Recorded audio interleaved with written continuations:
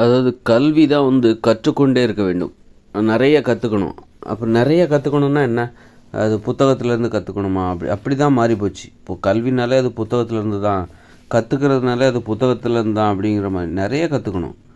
நீச்சல் அடிக்க கற்றுக்கணும். நீச்சல் அடிக்க கற்றுக்கிட்டிங்கன்னா குளத்தை பார்த்து பயப்பட வேண்டிய அவசியம் இல்லை. குளத்தை தைரியமாக பார்க்கலாம். அதுவே பார்த்திங்கன்னா நீச்சல் தெரியாதவங்க குளத்து பக்கத்தில் கூட போக மாட்டாங்க. அப்போது கற்றுக்கிட்டால் நீங்கள் தைரியமாக இருக்கலாம், சுதந்திரமாக இருக்கலாம், எங்கே வேணாலும் நீங்கள் போகலாம். கற்றுக்காதவங்க, நீச்சல் கற்றுக்காதவங்க, குறிப்பாக அதாவது நீச்சல் கற்றுக்காதவங்க அவங்க சுதந்திரமாக எங்கே வேணாலும் போக மாட்டாங்க. ஏதாவது தண்ணிக்குள்ளே விழுந்தால் என்ன பண்ணுறது, நீச்சல் தெரிலன்னா விழுந்து மூழ்கிட்டால் என்ன பண்ணுறது அப்படின்னு சொல்லிட்டு, அப்போது ஒரு சாதாரண விஷயத்தை கற்றுக்கிட்டாலே நமக்கு மிகப்பெரிய தைரியம் கிடைக்கும். அந்த சாதாரண விஷயந்தான், அதை நீ கற்றுக்கலன்னா உனக்கு மிகப்பெரிய பயம் வந்து சேரும். அப்போது நீ வந்து சுதந்திரமாக எங்கேயுமே போக முடியாது. ஒரு மிகப்பெரிய சுதந்திரத்தை நீ இழந்துருவ. சாதாரண விஷயத்தை கற்றுக்கலன்னா கூட நீ சாதாரண விஷயந்தான் நீச்சல், அதை நீ கற்றுக்கிட்டா உனக்கு மிகப்பெரிய சுதந்திரம் கிடைக்கும். நீ நிறைய இடங்களுக்கு, குளம், அங்கே இங்கே வயல்வெளின்னு எங்கே வேணாலும் சுதந்திரமாக சுற்றி திரியலாம். ஆனால் அந்த சாதாரண நீச்சலை கூட 2-3 நாளில் கற்றுக்கலாம். 3 மணி நேரம் செலவழித்தா ஒரு நீச்சலை கற்றுக்கலாம். அந்த நீச்சல் தெரியலன்னா உன்னால் எங்கேயுமே வந்து பெரும்பாலும் நீ எங்கேயுமே போக முடியாது. தண்ணியை பார்த்தாலே உனக்கு பயம் வரும். சுதந்திரமாக எங்கேயுமே போக மாட்டேன். ஏதாவது தவறி விழுந்தால் யார் நம்மளை காப்பாற்றுவாங்க அப்படின்னு நினச்சி பயந்து ஒரு சாதாரண விஷயம் அந்த கற்றுக்கிறது தான். கற்றுக்கொண்டால் நம்ம அந்த பயம் தீந்துடும் அப்படின்னு கற்றுக்காமல் போகிறதுனால அவங்க எவ்வளோ பெரிய. அது மாதிரி தான் ஒவ்வொரு விஷயமும் சரி.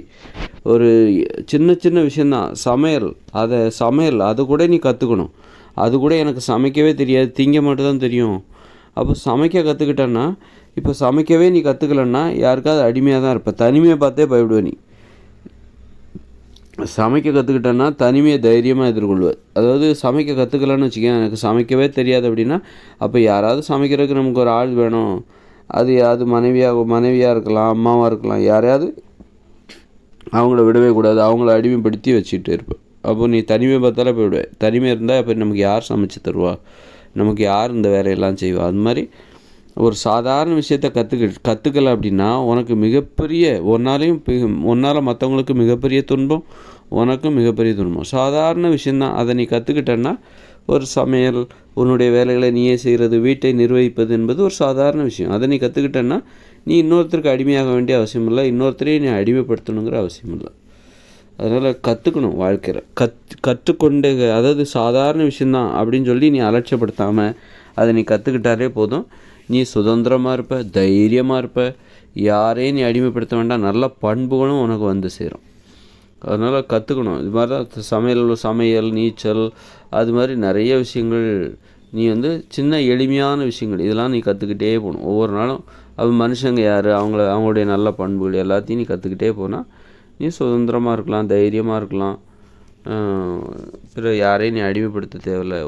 உன்னை நீ நம்பலாம், பிறரை நம்ப வேண்டிய அவசியம் இல்லை. கற்றுக்காதவங்க தான் பிறரை நம்புவாங்க. கற்றுக்கொள்கிறவர்கள் தன்னை நம்புகிறவர்கள் அனைவரும் கற்றுக்கொள்கிறவர்களாகத்தான் இருப்பார்கள். கற்றுக்கிறது வெறும் புத்தகத்தில் அல்ல, அது வந்து கற்றுக்கிறது வந்து வாழ்நாள் முழுதும் அது நடந்துக்கிட்டு இருக்கிற ஒரு நடைமுறை. அது ஒரு வாழ்க்கை முறை. கற்றுக்கொண்டு தான் நாம் வந்து முன்னேறுகிறோம். நம்ம வயசாகிடுச்சு, வாழ்க்கையில் அடுத்தடுத்த கட்டத்துக்கு நம்ம போகிறோம், அடுத்தடுத்த அனுபவங்களை நோக்கி போகிறோம் அப்படின்னா கடந்த கால அனுபவங்களை கற்று தெளிந்து தேர்ச்சி பெற்ற பிறகு தான் நம்ம அடுத்த இடத்துக்கு நம்ம போவோம். அடுத்த என்ன அனுபவம் என்பதை ஆர்வத்தோடு எதிர்கொள்வதற்கு அந்த கற்றுக்கொள்கிற அந்த நடைமுறை தான் நமக்கு காரணமாக இருக்கிறது.